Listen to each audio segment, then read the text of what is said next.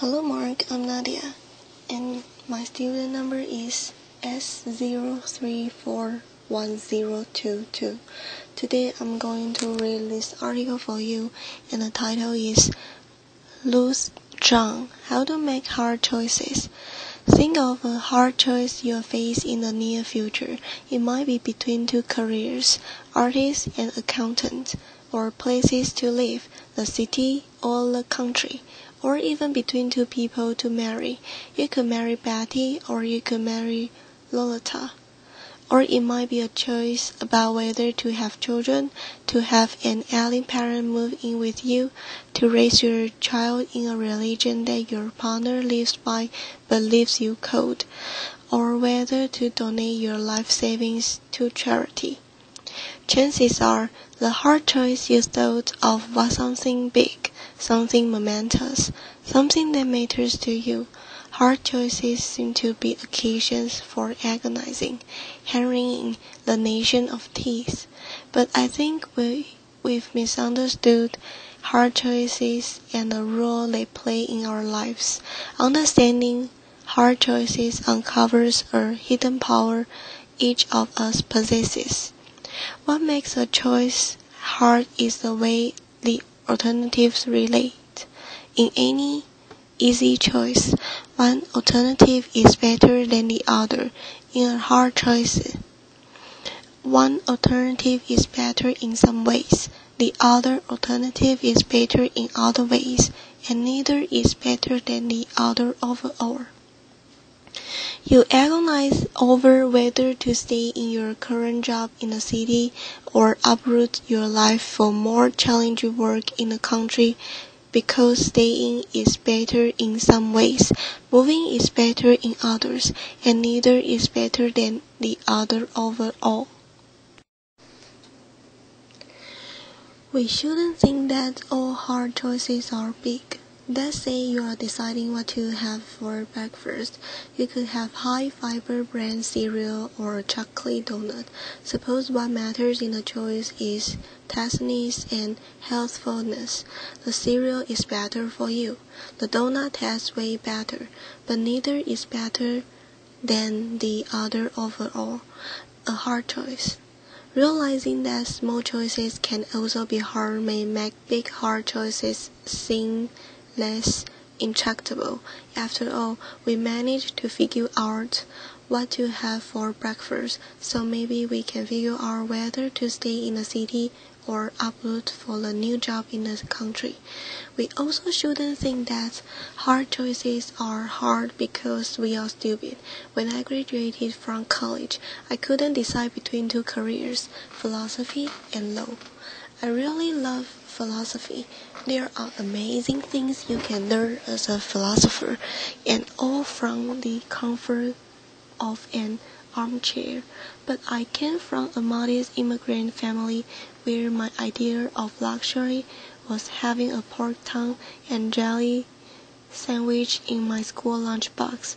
So the thought of spending my whole life sitting around in armchairs just thinking, well, that struck me as the height of extravagance and frivolity.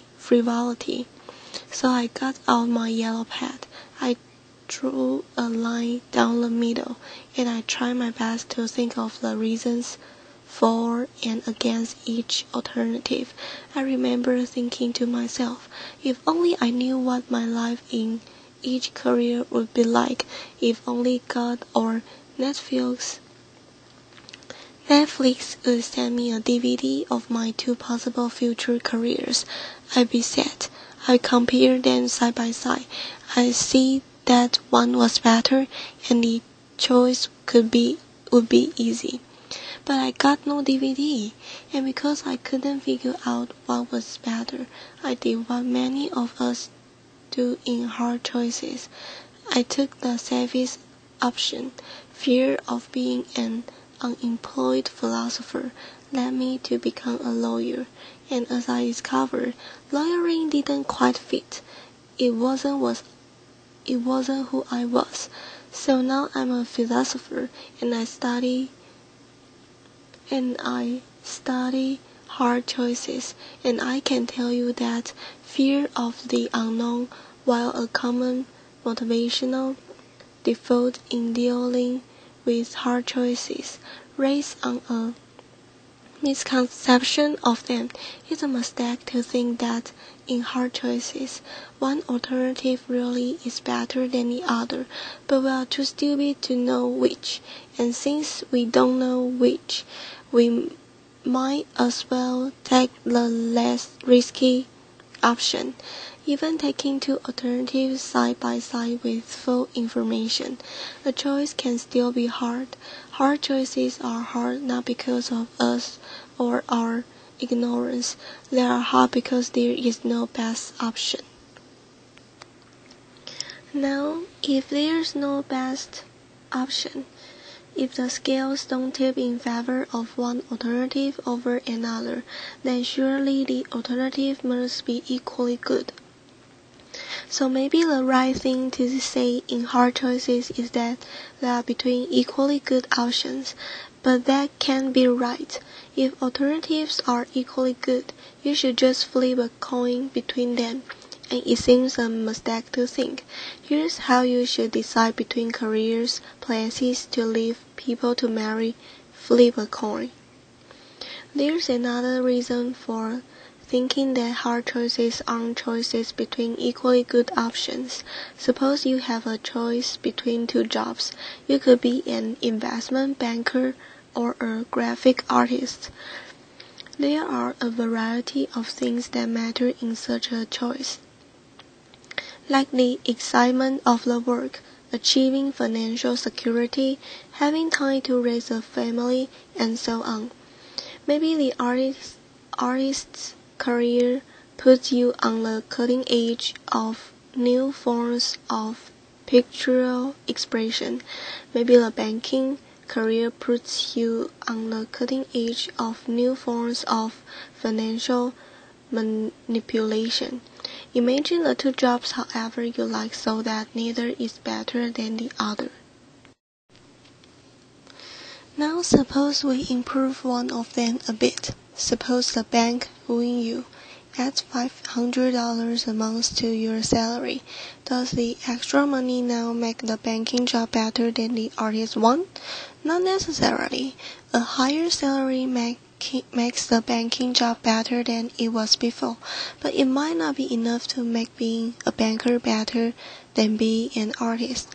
But if an improvement in one of the jobs doesn't make it better than the other, then the two original jobs could not have been equally good. If you start with two things that are equally good and you improve one of them, it now must be better than the other. That's not the case with options in hard choices. So now we've got a puzzle. We've got two jobs. Neither is better than the other, nor are the equally good. So how are we supposed to choose? Something seems to have gone wrong here. Maybe the choice itself is problematic and comparison is impossible. But that can't be right. It's not like we are trying to choose between two things that can be compared. We are weighing the merits of two jobs. After all, not the merits of the number 9 and a plate of fried eggs.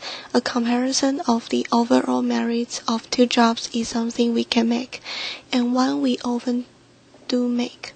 I think the puzzle arises because of an unreflective assumption we make about value. We unwittingly assume that values like justice, beauty, kindness are akin to scientific quantities like length, mass, and weight. Take any comparative question not involving value, such as which of two suitcases is heavier. There are only three possibilities. The weight of one is greater, lesser, or equal to the weight of the other. Properties like weight can be represented by real numbers, 1, 2, 3, and so on. And there are only three possible comparisons between any two real numbers. One number is greater, lesser, or equal to the other. Not so with values. As post-Enlightenment creatures, we tend to assume that scientific thinking holds the key to everything of importance in our world, but the world of value is different from the world of science. The stuff of the one world can be quantified by real numbers. The stuff of the other world can't. We shouldn't assume that the world of is, of length and weight, has the same structure as the world of ought, of what we should do.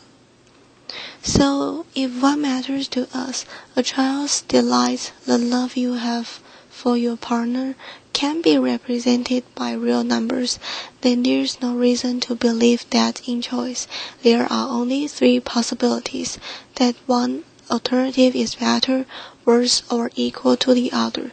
We need to introduce a new, fourth relation beyond being better, worse, or equal. That describes what's going on in hard choices. I like to say that the alternatives are on a par. When alternatives are on a par, it may matter very much which you choose. But one alternative isn't better than the other.